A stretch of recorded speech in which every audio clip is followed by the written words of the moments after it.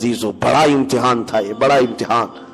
मैं क्यों कह रहा हूं ये बातें, इसलिए कि मदद अल्लाह की उनके साथ इसलिए आती थी कि वो हुजूर के साथ चलते थे, हुजूर के साथ आगे बढ़ते थे, तब अल्लाह की मदद आती। तुम यहां बैठ करके दुआएं करते हो, सुन्नत पर अमल करना नहीं है, दीन पे अमल करना नहीं है, ना हुजूर पाक की शरीयत का ख्याल करना है, घर में बैठ करके गिड़गिड़ाने से क्या होगा। वो सहाबा क्या कैफियत थी। खंदक की जंग खत्म हो गई, महीने भर 2 महीने भर के बाद सहाबा मदीने की तरफ लौट रहे, जख्मी हालत में है, सब जख्मी थे। किसी के तीर लगा, हजरत साद बिन मुआज, हजरत साद रजी अल्लाह ताला एक सहाबी अंसार में से, उनकी रग कट गई थी तो खून रुकता ही नहीं था, यहां तक कि हुजूर सल्लल्लाहु अलैहि वसल्लम ने उनके हाथ को पकड़ा तो हुजूर का पूरा जिस्म खून से भर गया। हजरत साद इस तरह के जख्मी सहाबा थे। जब चलकर मदीने की तरफ आ रहे थे, बीच रास्ते में, मदीने नहीं पहुंचे, जिब्राइल अमीन अलैहिस्सलाम आए, अर्ज किया या रसूल अल्लाह, रब तबारक व तआला की मंशा ये है यहीं से आप कबीले बनु नुज़ैर के मुकाबले में जंग के लिए निकल जाएं। इतने बड़े जंग के बाद आ रहे साहबा, मदीना करीब है, और बीच में जिब्राइल अमीन आए, रसूल रहमत सल्लल्लाहु अलैहि वसल्लम, वो यकीनन रफीक हैं, शफीक हैं, जिनके बारे में कुरान कहता है अजीजुन अलैहि मा अनित्तुम हरीसुन अलैकुम बिल मुमिनीन रऊफुर रहीम। तुम्हारा तकलीफ में पड़ना उस रसूल को देखा नहीं जाता, वो निहायत ही रहम दिल है। सहाबा की तरफ देखते हैं, कहते इतने थके हुए, इनसे एक बार पूछ तो लूं।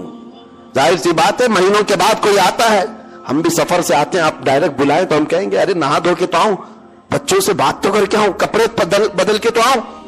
सहाबा कराम ये कहते कि जख्मों की मरहम पट्टी करके आए, बीवियों से मिल करके आए, बच्चों को कोई बात करके आए। हुजूर सल्लल्लाहु अलैहि वसल्लम ने सहाबा को बीच रास्ते में रुकाया और पूछा, ऐ मेरे अजीज सहाबा, जिब्राइल अमीन आए थे, कहा कि यहीं से बनु नुज़ैर के मुकाबले में जाना है, तुम्हारा मशवरा क्या है। सहाबा कहते हैं या रसूल अल्लाह, देर किस बात की, चले अभी चलते हैं। देर किस बात की, अभी चलते हैं। वो कैसे अजीम इंसान थे जो नबी पाक सल्लल्लाहु ताला अलैहि वसल्लम के साथ कदम बकदम थे, जिसकी वजह से कुरान कहता है रज़ियल्लाहु अन्हुम व रज़ू अन, अल्लाह उनसे राजी हुआ और वे अल्लाह से राजी। यूं ही मदद नहीं आई थी, वो हुजूर की शरीयत ताहिरा, हुजूर पाक के मिजाज पर पूरा उतरने की कोशिश करते। आपको पता है, हम तो बोलते बोलते थक गए, कई लोगों को हमारी बात हो सकता है बेअसर हो जाए, लेकिन मैं तो आपसे कहता हूं कि हुजूर से अगर मोहब्बत है तो ठंडे दिल से कभी सोचता कि मेरे नबी को क्या चीज अच्छी लगती है, क्या चीज बुरी लगती है। बुरी लगती है तो मैं अपने महबूब को नाराज तो ना करूं, मैं अपने नबी पाक को नाराज तो ना करूं। मदीने तैयबा में एक शाम ऐसी है, हजरत अनस साहबी 10 साल की उम्र के थे, शराब हराम नहीं थी और शराब के मटके भर भर करके पिए जाते थे। वो कहते हैं मैं एक दुकान में काम करता था जहां लोगों को शराब पिलाई जाती थी बर्तन में। शाम का वक्त था, मदीने की गलियों में अचानक आवाज आई, एक निदा देने वाले ने निदा दी, या अय्युहल मुस्लिमून क़ाल रसूलुल्लाह सल्लल्लाहु अलैहि वसल्लम हुर्रिमतिल खमर, ऐ मुसलमानों, अल्लाह के रसूल सल्लल्लाहु अलैहि वसल्लम ने आज फरमाया है शराब हराम हो गई। ऐलान हो रहा था मदीने की गलियों से। हजरत अनस कहते मेरे हाथ में शराब का मटका था, नीचे गिर गया और जितने लोग बैठे हुए थे, कोई मुंह तक लगाया था तो वहीं से उसने पटक दिया, एक कतरा भी होठ को लगने नहीं दिया। किसी ने आधा पिया तो वहां छोड़ दिया। यह नहीं है कि देखें आज का आज पी लेंगे, बाद में देखेंगे, कल से तौबा कर लेंगे, शाम से नेक बन जाएंगे, या फिर मालूम तो कर लीजिए ऐलान करने वाला सही में कर रहा है या हुजूर से बात तो करके देखे। नहीं, उनका मिजाज ये था, सहाबा की बात आई है रसूलुल्लाह की, बात आई है नबी पाक की, इसके बाद हमारा मिजाज नहीं चलेगा, अब चलेगा तो रसूलुल्लाह की बात ही होगी। अपने ऊपर लाजिम कर लिया था, इसलिए मदद आती थी। कुरान कहता है ऐ महबूब आप फरमाते हैं अगर तुम अल्लाह से मोहब्बत करते हो तो मेरे पीछे चलो। हुजूर के पीछे चलना यही दीन है, यही शरीयत है। अजीजान गिरामी वक़ार, दुआएं भी बारियाब होंगी, दुआएं भी कबूल होंगी, बस मैदान में उतर करके तो देखो। बाज लोगों को ये लगता है मैदान में उतरने की बात करते हैं तो प्रोटेस्ट के लिए, जंग के लिए। नहीं मेरे अजीजों, बहुत हो गए प्रोटेस्ट, बहुत हो गए। मैं जिस मैदान में उतरने की बात कर रहा हूं वो अमल का मैदान है। अपनी ख्वाहिशात को पीछे रखो और अहद करो कि मुझे चलना है तो रसूलुल्लाह के मिजाज के मुताबिक चलना है। حضور جس چیز کو پسند کرے میں وہاں چلوں، پھر اللہ کریم کی وہ مدد بھی آئے گی، رحمت بھی آئے گی۔ ہم بیٹھ کر کے یوں نہیں تسبیح گھماتے رہیں، بدلنا نہیں چاہتے اپنے آپ کو، چھوڑنا نہیں چاہتے جن کی لت ہمیں لگی ہوئی ہے، جن برائیوں کی عادت ہمیں پڑی ہوئی ہے اس کو نکالنا بھی نہیں چاہتے، اور بار بار مدد کی دعائی بھی دیتے ہیں۔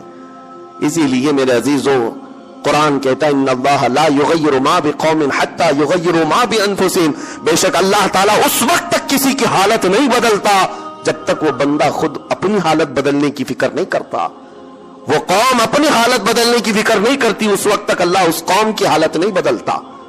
اور بدلنا چاہے رب تعالیٰ تو کتنی جلدی بدلتا ہے، یہ بھی حدیث قدسی میں میرا رب فرماتا ہے اگر تم ایک قدم آگے بڑھو گے میری رحمت 10 قدم آگے بڑھ کر لے لے گی۔ ہاں یہ بھی حدیث قدسی ہے، تم ایک بالشت آگے بڑھو گے تو رب تبارک و تعالیٰ کی رحمت ایک قدم آگے بڑھ جائے گی۔ وہ ہمہ وقت تمہیں قبول کرنے کو تیار ہے، لیکن شرط یہ ہے کہ آؤ تو صحیح۔ جس کو شاعر نے کہا تھا ہم تو مائل بکرم ہے کوئی مانگنے والا ہی نہیں، اللہ کریم وہ رحمت فرمانے والا ہے، لیکن آئے تو صحیح کوئی۔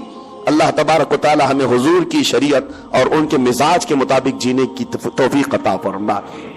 خلاصہ کلام یہ ہے میرے عزیزوں، وہ صحابہ جو فائز المرام تھے، بلند مقامات پا لیے، رب کی رضا پا لیے، تو صرف وجہ یہ تھی کہ وہ اپنے نفس سے نہیں چلتے تھے، حضور کی خواہش کے مطابق چلتے تھے۔ آپ کو پتا ہے ایک مدینے کی خاتون ہے، بڑی حسین و جمیل خوبصورت لڑکی، ماں باپ کی اکلوتی بیٹی۔ ایک بار حضور پاک صلی اللہ علیہ وسلم کے پاس ایک غریب صحابی آئے، کہا مجھے نکاح کرنا ہے۔ حضور نے سیدھے اس خوبصورت لڑکی کے گھر بھیج دیا، ان کو جاؤ پیغام لے کر کے چلے جاؤ۔ اور یہ غریب ایسے تھے، شکل سے بھی ان کی کوئی خاصی توجہ نہیں تھی، شکل ایک کالا رنگ تھا۔ حضور پاک نے جب فرمایا کہ جاؤ فلاں گھر میں ایک نوجوان لڑکی ہے، نکاح کا پیغام۔ جب وہ گئے، ماں باپ بیٹھے ہوئے تھے، لڑکی اندر ہے، جوان لڑکی، مدینے کی خوبصورت لڑکی۔ ماں باپ نے پوچھا کیسے آنا ہوا، کہا رسول پاک صلی اللہ علیہ وسلم نے بھیجا، آپ کے گھر بیٹی ہے، میں نکاح کا پیغام لے کر آیا۔ انہوں نے شکل دیکھی اوپر سے نیچے، کہا آپ کو حضور نے بھیجا، کیا کرتے ہو؟ کہا غریب آدمی ہوں، مال دولت تو کچھ ہے نہیں لیکن کماؤں گا، میں نکاح کا پیغام لے آیا ہوں۔ ماں باپ ہے، ایک اکلوتی بیٹی حسین و جمیل ہے، ان کے دل پر ایک بات آئی، کہا آپ جائیے، ہم ابھی اپنی بیٹی کو نہیں دینا چاہتے، ابھی ہم اپنی بیٹی نہیں دینا چاہتے، حضور پاک صلی اللہ علیہ وسلم سے ہم بات کریں گے۔ وہ صحابی تو گئے، ان کا تو کہنا یہ تھا کہ روز میں جہاں پر بھی جاتا تھا ہر جگہ لوگ ریجیکٹ کرتے تھے، میرے لیے کوئی نئی بات نہیں تھی۔ وہ پلٹ کر حضور کی بارگاہ میں چلے آئے، لیکن اندر جو خاتون تھی، لڑکی حسین و جمیل شہزادی، باہر نکل آئی۔ ماں باپ سے پوچھا یا ابا جان کون آیا تھا؟ کہا فلاں آیا تھا۔ کہا کیا لے کر کے؟ کہا کہ حضور نے فرمایا کہ تیرے نکاح کا پیغام لے کر آیا۔ آپ نے کیا کہا؟ ہم نے اسے واپس کر دیا۔ اس لڑکی کی چیخ نکل گئی، کہا کہ آپ نے ایک عذاب کو دعوت دی، آپ نے عذاب کو دعوت دی گھر پر، رسول پاک نے بھیجا اور آپ نے اس کو منع کر دیا۔ کہا بیٹی وہ تیرے برابر کا نظر نہیں آ رہا تھا، نہ وہ مال میں ہے نہ شکل میں ہے۔ خاتون نے کہا بابا آپ نے اس کو دیکھا، بھیجنے والے کو کیوں نہیں دیکھا؟ جس نے بھیجا اس کو کیوں نہیں دیکھا؟ باپ کے دل پر بات لگ گئی کہ میری بیٹی نے مجھے کیا کہا۔ دوڑتے ہوئے آئے بارگاہ مصطفیٰ میں، کہا وہ صحابی جو پہلے آئے تھے ابھی سنا ہی رہے تھے کہ مجھے ریجیکٹ کر کے بھیج دیا ہے اس صحابی نے، وہ بیٹی نہیں دینے والے۔ حضور پاک ان کی سنی رہے تھے، یہ دوڑتے ہوئے بیٹی کے باپ آ گئے، کہا معاف کریں سرکار، خطا ہو گئی، معاف کریں، آپ نے بھیجا میں نے تاخیر کی، مجھے منظور ہے، میری بیٹی کو بھی منظور ہے، جب آپ فرمائیں نکاح قبول ہے، نکاح منظور ہے۔ اتنی تاخیر بھی صحابہ برداشت نہیں کرتے اگر حضور کا حکم آ گیا ہے، پھر نفس نہیں، اپنی خواہش نہیں۔ عزیزان گرامی وقار، حضور صلی اللہ علیہ وسلم نے نکاح تو کر دیا مسجد میں، لیکن پتہ ہے اسی رات کو جنگ کے لیے نکلنا تھا۔ حضور پاک نے اس صحابی کو جو کالے رنگ کے تھے پیسے دیے، جا شادی کے سامان خرید کر کے لا، شادی کا سامان خرید کر لا، گھر سجا لے۔ وہ گئے خوشیوں سے کہ نبی پاک نے پیسے دیے، مال دیا ہے، بازار میں گئے، لیکن ڈھنڈورچی کی آواز سنی کہ رسول پاک صحابہ کے ساتھ میدان جنگ میں جا رہے ہیں۔ یہ غریب تھے، شادی کا سامان کیا خریدتے، سب جنگ کا سامان خرید لی، ہتھیار خرید لیے، وہ لوہے کی زرہ خرید لی، لوہے کی ٹوپی خرید لی، گھوڑا خرید لیا، سب کچھ پیسے اسی میں لٹا دی، اور پھر پورے تیار ہو کر صبح کے وقت میدان جنگ میں حاضر آ گئے اور کوئی نہیں پہچان رہا تھا انہیں، کوئی نہیں پہچان رہا تھا، اور دوپہر تک یہ گھمسان کی جنگ میں تھے۔ حضور نے دور سے دیکھ کر صحابہ سے پوچھا یہ کون جوان ہے، ہم میں سے تو دکھتا نہیں۔ صحابہ نے کہا یا رسول اللہ ہم میں سے نہیں، باہر سے کوئی آیا ہوگا، ہم کوئی نہیں پہچانتے اس کو، کیونکہ وہ غریب صحابی ایسے کہ کبھی انہوں نے زندگی میں زرہ نہیں پہنی تھی، کبھی لوہے کے کپڑے نہیں آئے تھے، پیسہ اتنا آیا ہی نہیں تھا۔ صحابہ جب یہ کہنے لگے حضور مسکرائے، کہتے ہیں تمہیں پتہ نہیں وہ میرا عبداللہ ہے جس کو میں نے کل شادی کے پیسے دیے تھے، اس نے سب جنگ کا سامان خرید لیا۔ وہ صحابی ہیں لڑتے لڑتے شام سے پہلے جام شہادت نوش کر گئے، شہید ہو گئے۔ جب وہ شہید ہوئے تو میرے آقا ان کے پاس آئے، ان کے سر سے ٹوپی اتاری اور ان کا سر اپنی گود میں رکھ کر کے ان کے چہرے سے دھول کو صاف کیا، اور پھر قرآن پڑھنے لگے میرے آقا یہ کہہ کر من المؤمنین رجال صدقوا ما عاهدوا اللہ علیہ، ایمان والوں میں اللہ کے کچھ ایسے بندے ہیں جنہوں نے اللہ سے کیا ہوا وعدہ پورا کر دکھایا۔